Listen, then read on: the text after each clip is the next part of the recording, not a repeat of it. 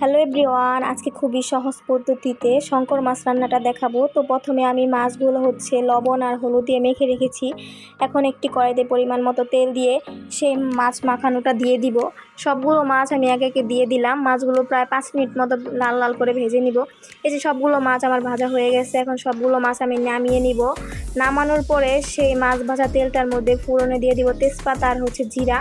এরপর কাটা পেঁয়াজ দিয়ে একটু ভালো করে লাল লাল করে ভেজে নিব।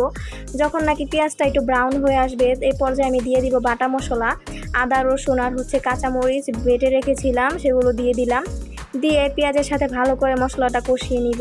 মশলাটা যেন পুড়ে না যায় সেজন্য একটু দিয়ে দিব জল। আমি এখানে গরম জলটা ব্যবহার করেছি, আপনারা চাইলেও গরম জল ব্যবহার করতে পারেন। প্রায় কিন্তু মশলাটা কষিয়ে এসেছে। এখন আমি শুকনো মশলাগুলো দিয়ে দিব। একে একে লবণ দিয়ে দিলাম পরিমাণ মতো, যার যার স্বাদ অনুযায়ী দিতে হবে লবণটা। এরপর দিয়ে দিব হলুদের গুঁড়া, তারপর দিব শুকনা মরিচের গুঁড়া এবং লাস্টে দিব ধনিয়া গুঁড়া। দিয়ে এখন সেই শুকনো মশলাগুলো ভালো করে আবার একটু কষিয়ে নিতে হবে।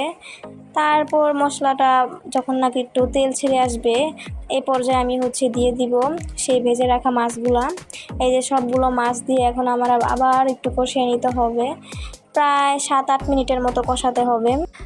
শঙ্কর মাছটা যারা খেতে না পারেন, অনেকটা বাজে একটা স্মেল আসার জন্য, তারা এভাবে রান্না করে খেয়ে দেখতে পারেন।